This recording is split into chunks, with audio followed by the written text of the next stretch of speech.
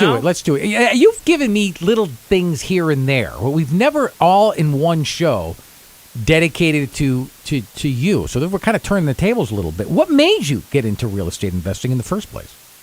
Yeah, so, I mean, like anybody else, I always wanted financial freedom. I grew up in a, middle class, some maybe say, low middle class family.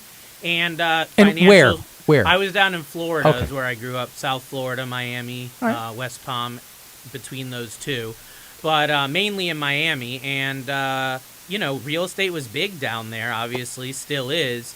And I just saw, everywhere around me, a lot of successful people, which were where I wanted to be, got there through real estate. So financial freedom was a big reason. I think anyone looks at real estate for passive income and whatnot.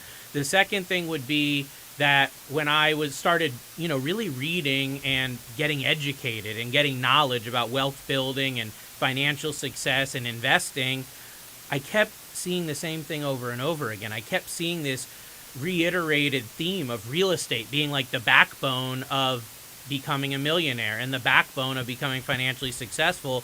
And the statistic that I've heard then and keep hearing now is 90% of millionaires got there through real estate, something like that. Mm-hmm. Maybe it's more than that, but it was something along those lines. So I knew that was somewhere that I needed to head.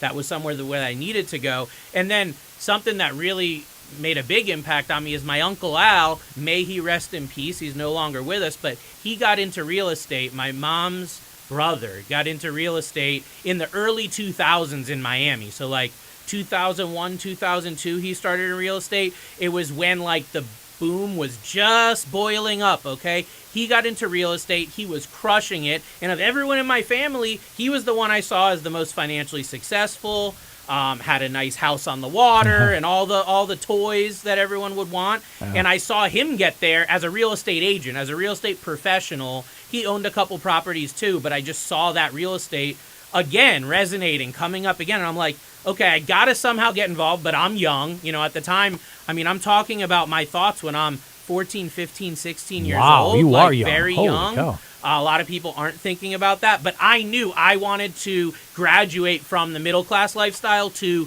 getting where I wanted to be. I didn't want to worry about money. When I would ask my parents for something and they'd say, oh yeah, I don't know if we can afford that. It gave me the worst pit in my stomach. And I always remember saying, I never want to hear that again. When I'm old enough, I'm never going to want to tell my kids that. I'm never going to want to have that shame to say, no, we can't afford this item that's $500, $800. Thinking back, those are what we're talking about, are these I guess they're expensive when you're little or you're a kid, but in actuality, if you're financially secure, you should be able to spend $500 or $1,000 without going into debt, right? So I knew that I wanted to change that. And between all those things, it's just, I knew that there had to be some way for me to get into it. I just didn't know how. Tell us about how you found your first real estate investment. All right, so I had been in the mortgage industry for a couple years. I got in the mortgage industry, while I was in college, really, in 03, 04, I started dabbling in mortgage. So I bought my first property in 2007. So after being in the mortgage industry for a couple years, I had helped at that point literally hundreds of people with buying homes and refinancing. So I saw average Joes with multiple properties. I saw people that maybe only made $40,000 or $50,000 a year at their job, but they owned a home worth $500,000 or more. I'm like, okay, wow, that's cool. How did they get there? What did they do?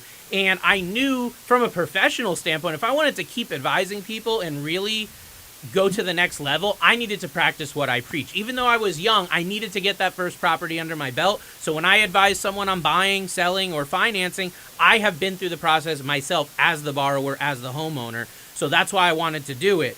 What happened was while I was finishing up college, I had done a loan for a friend of mine named Jimmy. And Jimmy was a real estate investor. He was the youngest real estate investor I knew. The guy was at the time, probably 22 years old, and he had 4 properties at 22 years old. And you would see this guy and not know anything different from him at all, of anybody else. You wouldn't know he has all this money, all these properties. Long story short, he came to me for a loan. I had done some business with him, He was buying a property in North Carolina. At that time, I was licensed in North Carolina. And I was going through the loan process with him to get him to buy this property. And I was looking at the appraisal like I do all the time. And I saw what he was paying in North Carolina for a brand new, gorgeous home. I mean, huge property, like over 3,000 square feet, multiple acres, wooded backyard, very private, brand new, never been lived in, like a 4-bed, 3-bath. The nice, front porch and just everything that you would want in a dream home. And I saw him buying this property for like $200,000. I was like, oh my gosh, are you kidding me? I had been doing business in Connecticut and Florida and these other areas that were so expensive where those homes would be $400,000 or $500,000 back then. Now even more. Right. But back then it was even going to be more than that. So I was like, that seems like a great place to buy a property.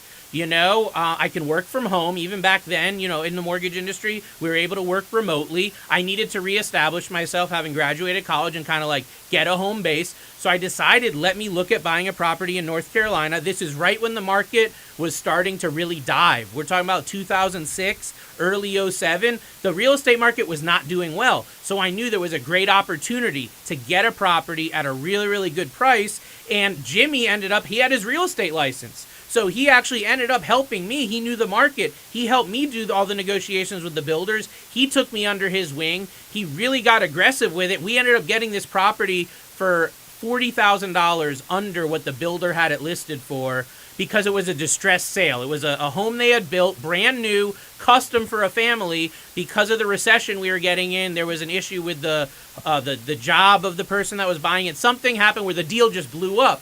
They had this custom-built home sitting there, nobody living in it. And again, the timing is important. This is not 2022 we're talking here. This is 07. Nobody wanted to buy homes. The real estate market was crashing immensely. So the builder got scared, and we made them an offer they couldn't refuse. It got the property off their books.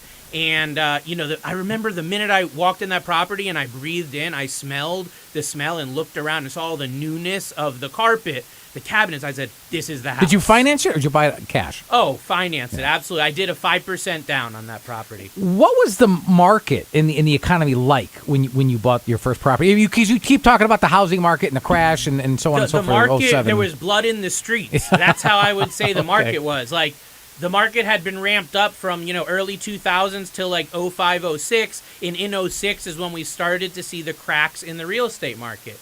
So what ended up happening was nobody wanted to buy homes. It created this influx of properties on the market. People were trying to get out before the prices dived even more. Builders had built more than they should have, more than they needed to. So there was this glut of properties, which for a buyer, is huge opportunity. And I knew I was, still only a couple years in the mortgage and real estate field. I knew all this stuff was going on, and I was looking at how can I capitalize because I needed a place to live. Why would I rent when I could own? And the price was a lot cheaper to own, and I could start building that portfolio. What I'll tell you, too, is that, the real estate crash, it was scary to buy. It wasn't an easy thing, even for me, to just go in and buy because we didn't know how much it was going to go down. It actually, as we'll talk about it, ended up going down even quite a bit further than when I bought. So hindsight 2020, maybe I would have gone and waited another 6 to 12 months and gotten another 20 or 30 grand off that property. But I'm glad I bought when I did because now it's come full circle. The property's almost doubled in value from 07 to now. Well, then, all right, then talk about after you bought the property then. What kind of challenges did you face then? Yeah, so I definitely faced a lot of challenges because what happened was, number one, the real estate market and the mortgage market was pretty much imploded at that point of 07, 08. I mean, if you look back, look what mortgage rates were doing, look what the housing market was doing. I had bought the property financially in a smart way because I knew that I could keep that property, I could support that property, even if I only had a very low production in my mortgage business. I only needed to help a few clients a month in order to maintain and not be in foreclosure or not be in a bad financial circumstance. So I felt solid from that standpoint, but my business kept going down because people didn't want to buy homes. The rates were high. People didn't want to refinance. The cash out opportunities were very low because the property values were going down so quickly. We didn't even know what some homes were worth. Appraisals were coming back low. It was a nightmare. So that was very difficult. The other thing was that I really I tried to ramp up from the standpoint of finding new clients and creating relationships. So about a year after I bought that house, I ended up unexpectedly moving to Connecticut. And I say unexpectedly because that was not my plan initially. That was what I needed to do to expand my business. And I was concerned, will I be able to rent this property? What are my options? Can I afford, this property down in North Carolina and having another property up in Connecticut to rent or whatnot? What am I going to do? So it was definitely challenging. There's no doubt. The other thing was that I wanted to expand my real estate portfolio. I knew that with all this blood in the streets, I knew I could buy a bunch of other properties. Like, it was a great idea, but I was scared because, number one, I was starting, or still new, I should say, in my career. I was moving, so I'm like, where would I buy a property? How would I manage it? Like, I have too much going on with my business. It's not going to work. And so that was a big thing, but I didn't know because of the distance and all those challenges how I would go about doing that. So Sure. Those are the challenges I faced there. If I remember correctly, you told me this a while back. There was a pretty big gap between the time that you bought your first property and your second property. Why didn't you buy your second property right away? Well, yeah, as I was just alluding to, I mean, buying that second property because of the timing of it, not only with the market, but on a personal level, it was a difficult time for me because I was in between like areas that I was going to live, and I didn't want to buy a property somewhere that was going to be so far away. How would I manage it? Like I said, it was a big question mark that I ended up finding the answer to, and ultimately I was able to, but it was just really difficult to think about that then because there was so much negativity. There was so much pessimism around real estate. Nobody wanted to buy, but, I think Warren Buffett says, like, the time to buy is when there's blood in the streets. There was blood in the streets, as I've said multiple times, at that point in the real estate market. If I could do it all over again, I might have done it differently, maybe would have picked up properties, but you can't only buy a house based on a good investment. You also have to buy a property based on your circumstance. Can you handle it? Financially, does it work? Does it fit into your long-term plan? And because I was in flux from a location standpoint with my business and all these uncertain things, I decided it would be best just to kind of step back a little bit. But that's actually what ended up leading me to how I ended up real estate and doing some other investing. What strategies, then, did you end up using to build your real estate portfolio while being remote? Yeah, so this was a paradigm shift for me. This was the light bulb that went off. It was around, 2009, 2010. Okay, so a couple years after I bought that first property, and I had the urge to buy another, but I didn't know how to go about it, where, and all these variables. So as always, I'm doing research and I'm looking at articles and anything I saw online about real estate, investing, mortgage, finance. I'd be looking at it, right? Because that's my expertise. That's what I want to do. So I read an article in Forbes that talked about an emerging industry called real estate crowdfunding. It's what they used to refer to in the old days as a real estate syndication. And what it really entails is it's all about getting properties, and instead of one person investing, it's a group of people. So instead of you being the buyer, they have 100 people that'll buy it together. Then you have to put in less money. So that was a big piece of it. I know everyone's thinking, well, what about that house in North Carolina? What happened to that? Well, I quickly found that there are property managers out there that'll manage the whole property. They'll find tenants. They'll do the maintenance and everything. And they'll do that for a very small fee. In my case, it was like 10% of the rent that they would charge to do that. So great. I left that property in North Carolina, and between when I left and went back, it was 5 years. Okay? 5 years I didn't set foot in that property, and it was completely managed professionally for me. Multiple tenants coming in and out. Rent was never missed. Repairs were made. The property was in tip-top shape, and it was because I found a great property manager that was able to manage that for me remotely. But I found when, this real estate crowdfunding idea, this syndication idea really resonated with me, because instead of buying one property, I could take that same chunk of money and buy multiple properties, which gave me diversification. It gave me just a big hedge against risk. It gave me multiple streams of income. So rather than buying one property, I kind of pivoted a little bit here, and I said, let me really dive into this syndication stuff, as well as real estate investment trusts, which are another kind of like a high-level way to syndicate real estate, are investing in these investment trusts. And I've heard you just use this term a moment ago. Right? So there's real estate syndications, there's crowdfunding. Talk about passive real estate investing and as well as the real estate syndication and crowdfunding. Right. So real estate syndications, like I said, that's the old way of doing real estate crowdfunding. So if you go back even to like the 80s and 90s, there'd be a real estate syndication, which would be, let's say, $100 million apartment building, right? So instead of getting $100 million from one person, they would get $1 million from 100 different people and buy that building. Then everyone shares in those profits. Everyone shares in the income and whatnot. So I know that sounds crazy, but let's bring it down to like the layman's level.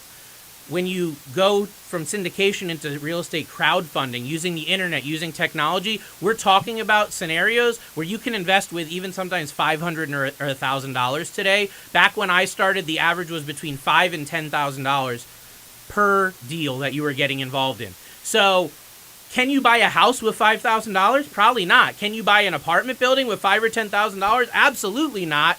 So this real estate crowdfunding was the only way I could get involved with these huge multi-million-dollar deals, was by putting $5,000 and $10,000, little bit here, little bit there, into these deals, to the point where now I've been involved in well over 100 of these syndications, these crowdfunding deals in my career, and I'm putting new ones in all the time, as we'll talk about.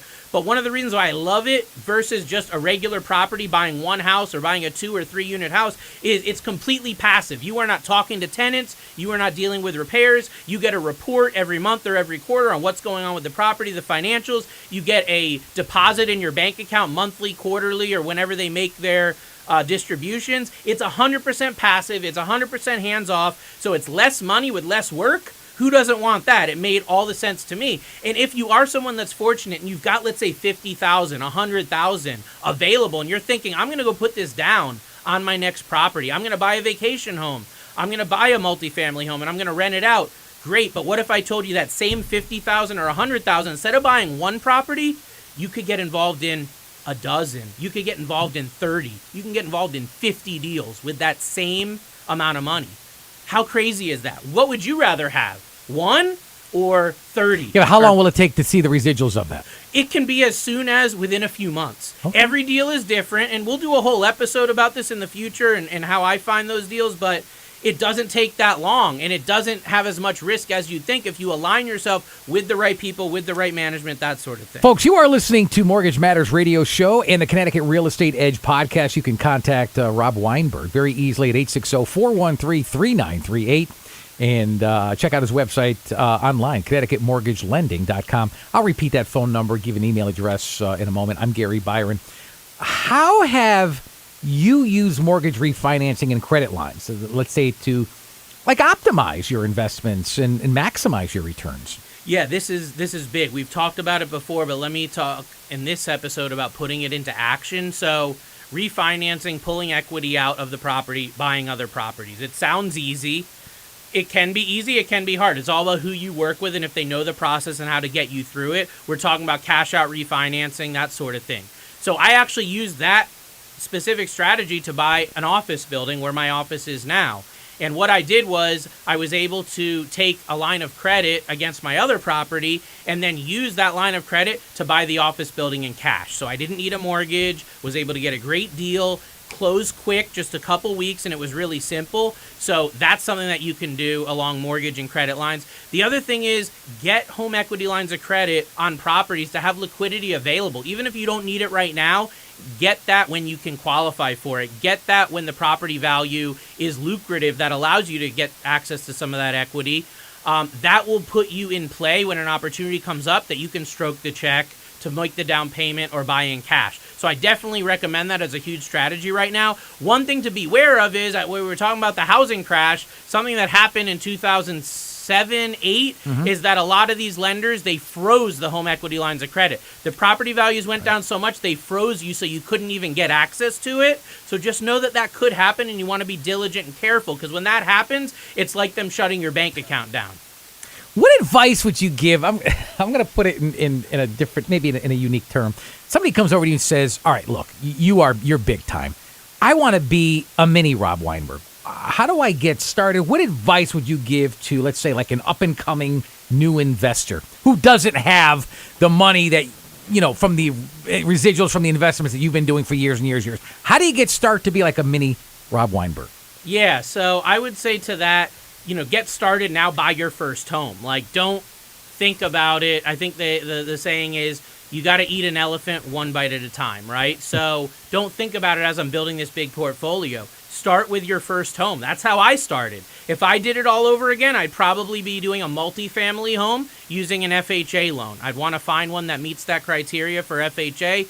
That would be a low down payment, multiple streams of income from multiple tenants, and it'll get my foot in the door with that. So that's where really I think I would start, is that multifamily and getting that first home. The next thing is going to be collaborating with a mortgage advisor. Like, don't wait until the last minute. Get with a mortgage advisor early, get your game plan in place, get your strategy in place, because you may be right where you need to be, or you may be 6 months, a year away from where you need to be.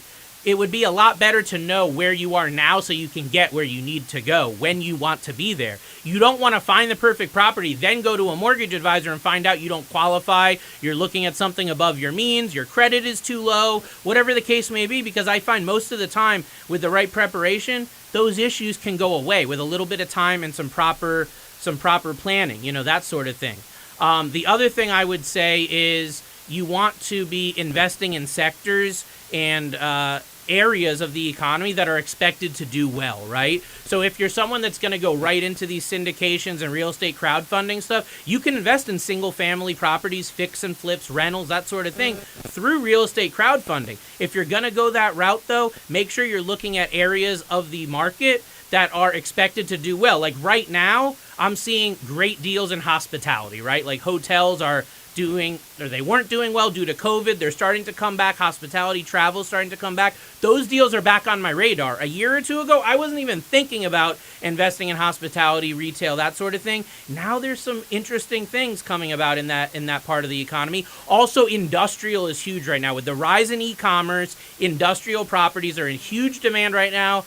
For the reason of e-commerce, and these companies need places to store products and to get them deployed out into the market. So industrial deals are amazing. Well, an industrial deal can be multi-millions of dollars. I know right now real estate crowdfunding platforms where you can get involved in great industrial real estate deals with as little as $10,000 or $20,000. Very so nice. It's not a huge barrier to entry.